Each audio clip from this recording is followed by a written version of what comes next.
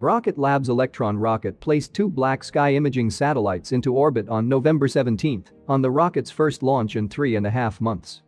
The successful mission came after a period of delays due to weather, but all went according to plan, with the Love at First InSight mission taking off from the company's launch facility on New Zealand's Mahia Peninsula. Nearly an hour after liftoff, Electron successfully delivered the two Black Sky Gen 2 Earth imaging satellites to a circular 430 km orbit, growing Black Sky's constellation of real-time geospatial monitoring spacecraft and bringing the total number of satellites deployed by Rocket Lab to 107. The mission also included a controlled ocean splashdown and recovery of Electron's first stage. For the first time, Rocket Lab stationed a helicopter in the recovery zone around 200 nautical miles offshore to track and observe the descending stage, in preparation for future aerial capture attempts. The helicopter successfully tracked the returning rocket and completed communications tests in the recovery zone, bringing Rocket Lab a step closer to catching a rocket from the sky, bringing it back to the production complex for refurbishment, and then launching it to space again. Rocket Lab has successfully recovered the first stage booster twice in its history, the only other company besides SpaceX to achieve reusability. The first successful recovery took place in November 2020 and then again in May 2021, though that latter mission resulted in the destruction of the payload. The next Electron launch, A Data with Destiny, is scheduled in December and will carry another pair of Black Sky satellites.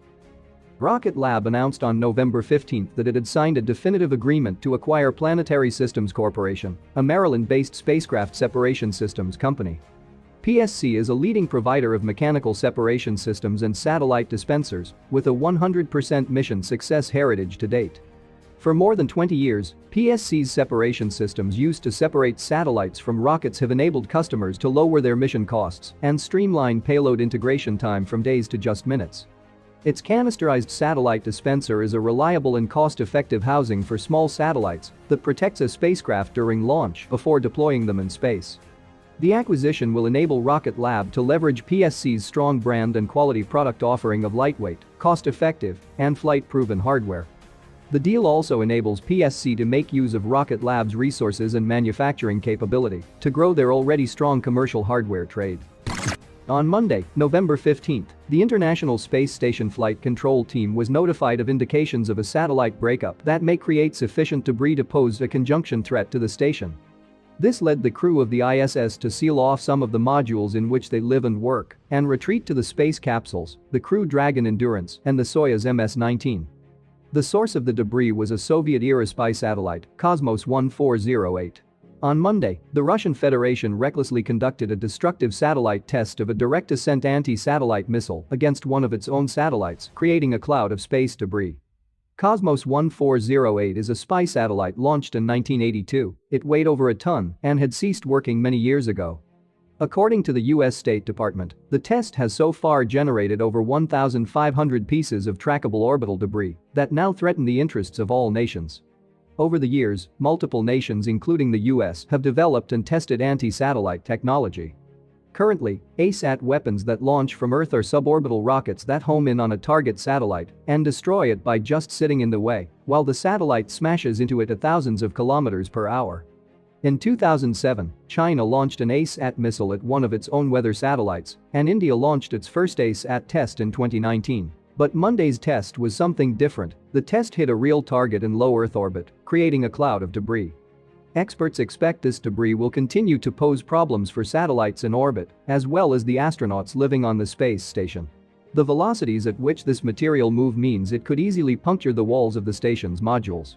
According to NASA, the space station is passing through or near the cloud every 90 minutes, but the need to shelter for only the second and third passes of the event was based on a risk assessment made by NASA's Johnson Space Center. The Russian military said it was carrying out planned activities to fortify its defense capabilities, but has denied that the test was dangerous.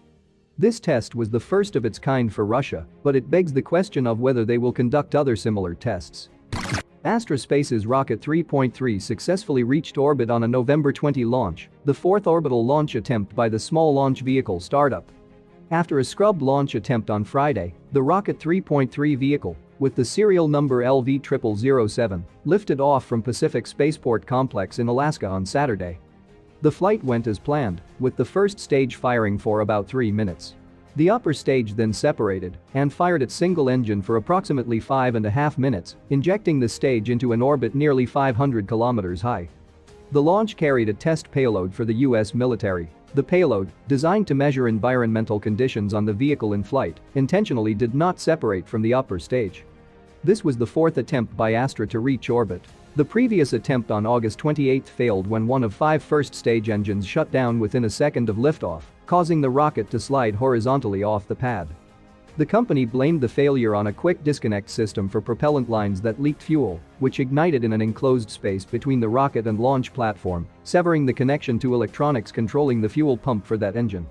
2 other launch attempts last year also failed to reach orbit. The second of those, in December 2020, succeeded in reaching space. However, the company's rocket ran out of fuel just a few seconds before attaining orbital velocity. Astra is planning to launch the next vehicle, LV0008, before the end of this year, and the company hopes to ramp up to a nearly daily launch cadence by 2025. A European Vega C rocket fired into space from French Guiana on November 16, carrying 3 French military satellites designed to locate sources of radio and radar transmissions around the world. The rocket's final stage ignited 2 times to position the satellites into orbit, and the 3 satellites were deployed from a custom-designed dispenser nearly 57 minutes after launch. The satellites, known by the mission's French acronym SEERS, carry sophisticated instrumentation to detect, locate, and characterize telecommunications stations and radar sites, providing information on enemy capabilities to French military commanders. The 3 identical SEERS satellites will fly in a triangle formation, with each spacecraft independently scanning for radio emissions coming from Earth. Each spacecraft will detect the ground-based radio signals at slightly different times, just a fraction of a second apart. Analysts can work out the origin of the transmissions by comparing the time tags showing when each satellite received the signals. French military officials say the satellites will not listen in on the contents of messages, but will supply valuable intelligence to French authorities about adversaries. SEERS is the first electromagnetic intelligence mission of its kind by a European country, giving the French military a capability previously exclusive to the US, Russia, China, and India. Now, let's discuss some of the major Starship updates from the past week. After completing a record-breaking static fire test on November 12, on Monday, November 15, Starship 20 tested its aft flaps by stretching it. While minor relative to almost any other testing milestone, the test ensured that the flaps were in good condition and performing as expected. On Tuesday night, Elon Musk shared a stunning under-the-hood photograph of the Super Heavy Booster 4 prototype, showcasing all 29 Raptor engines of the booster, refitted for the 3rd time in 4 months. The pic also showcases the stainless steel heat shield, which was recently installed to protect the engines during ground testing, ascent, and re-entry. Musk said the powerful methane-fueled Raptor engines combined would generate over 12 million pounds of thrust at liftoff. SpaceX has never fired up more than 6 Raptor engines simultaneously, thus the forthcoming Super Heavy test campaign will go down in the history books. The test is expected to take place in December. In a follow-up tweet, Musk shared details about the Raptor version 2 engines. According to him, Raptor 2 has significant improvements in every way, and it will look clean with close-out panels installed. But he added that a complete design overhaul is necessary for the engine that can make life multiplanetary, and those next-generation Raptor iterations will have a different name. On November 17, Elon Musk provided updates on the Starship rocket in a virtual conference with the board of the U.S. National Academies of Science, Engineering, and Medicine. During the conference, Musk talked about the future of Starship development program and the progress the company has made so far. He said that Starbase's first orbital launch site would be complete as early as later this month, and SpaceX aims to conduct the first orbital flight test in January. We'll be complete with the launch pad and launch tower later this month, and then we'll do a bunch of tests in December and hopefully launch in January. He acknowledged that success on the first orbit attempt is not guaranteed, but assured he is confident that the rocket will achieve going to outer space in 2022. Also, according to him, we can expect commercial Starship missions carrying real payloads in 2023. During the conference, Musk mentioned that for life to become multiplanetary, we'll need around 1,000 Starship launches, and hopefully, a dozen of them will happen next year. I think in order for life to become multiplanetary, we'll need maybe 1,000 ships or something like that. Hopefully a dozen launches next year. Musk said that Starship would conduct 2 or 3 uncrewed flights to Mars before a crewed flight. It would want to probably land 2 or 3, I think, before sending people. Musk also spoke about Starship's lunar missions during the conference. And I think people may know that NASA has selected Starship for the transport of astronauts to the lunar surface. So we look forward to doing that for NASA. And then I think it really could be, it has the ability, because of the mass transport capabilities of transporting enough mass and people to the moon to actually have a permanently occupied, I think, base on the moon. The virtual conference came 2 days after the FAA announced that the Starbase environmental assessment would complete by December 31st. This is one of the reasons why Elon Musk is so confident that a Starship orbital flight will take place as early as January. Since it began in mid-June, the entire review procedure has taken about 6 months. SpaceX will only be able to seek for a Starship orbital flight license after the review is completed. The FAA also posted the transcripts from the public hearings held on October 18 and 20. The FAA received more than 17,000 written comments from the public on the Starship environmental assessment, as well as 121 verbal comments. Most were supportive comments, but the Starship program also faced some opposition. The Office of Inspector General of NASA recently completed an audit and issued a report on the Artemis program, which addressed the Starship multiple times since NASA intends to use it to put humans on the moon. According to the report, for the first few crewed Artemis missions, after refueling with a SpaceX depot Starship in Earth orbit, the Starship will dock with the Orion capsule directly in lunar orbit. The HLS Starship will then transport 2 of the 4 astronauts down to the lunar surface for up to a week before returning them to Orion, which will take them back to Earth. The report states that landing humans on the surface of the moon will occur in late 2025 or early 2026. The report estimates that the Starship orbital launch test will happen in the second quarter of the fiscal year 2022, followed by a propellant transfer test in the fourth quarter.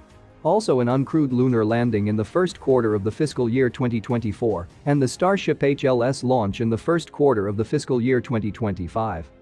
The U.S. Court of Federal Claims released a redacted report detailing why it ruled against Blue Origin in its lawsuit against NASA over the Human Landing System contract award. The court said that the company does not have standing because it did not have a substantial chance of award, and even if it did have standing it would lose on merits. This opinion is the context of the judge's ruling in Blue Origin's lawsuit earlier this month. While the proposed milestone payments are redacted, the court notes that Blue Origin's lunar lander proposal asked for more than triple the $345 million that NASA said would be available for the fiscal year 2021, meaning the company asked for about $1 billion in the first year. The court dismissed Blue Origin's allegation that NASA waived flight readiness reviews for SpaceX on the grounds that Blue Origin could not have benefited from a similar waiver because the company had not proposed any supporting spacecraft. Moving on to other Starship updates, works on the orbital launch mount is progressing, and workers began installing conduits for the water deluge system. A water deluge system is a sound suppression system designed to absorb or deflect acoustic energy generated during a rocket launch by injecting large quantities of water below the launch pad into the exhaust plume and in the area above the pad. Workers also began removing the launch tower scaffolding so that the booster catching arm could move up and down along the rails. Super Heavy Booster 5 methane and oxygen tanks were stacked together at the construction site last week, completing the 69-meter-high rocket structure. Installation of electrical and hydraulic lines and 29 Raptor engines of the booster remain. With this, we have covered all the major updates from last week. Please share your thoughts on the latest science news and Starship updates in the comments section. Also, do not forget to subscribe to the channel for more weekly updates. And as always, thanks for watching.